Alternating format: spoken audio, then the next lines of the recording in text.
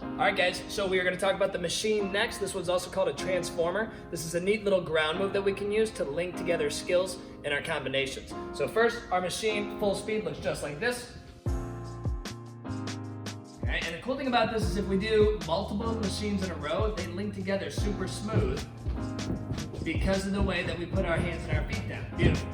Now, when we get started with this one, the different hands and feet is a little bit tricky. So instead what we're gonna do is we're just gonna start feet double shoulder width, hands both flat down in the front, okay?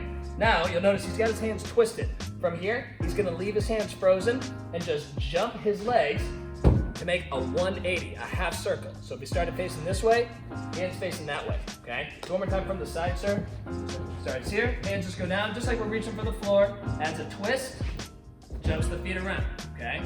Now, when we get a little bit more advanced with this, we're gonna start alternating our hands as they go down. Now, because he's spinning this way, the characteristic part here is that we actually want one leg to cross behind the other leg first. Almost like that leg is kicking that one out of the way.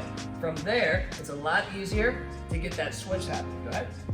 Just like that. So you'll notice again, this foot over here, his left foot in this example, is crossing behind, okay? This is a really tricky one. So at first, start with two hands down, legs both jumping at the same time, until eventually you feel comfortable kicking one behind the other. And then before you know it, you'll be doing them right in a row. Show us that one again. Just like that. And that is our machine.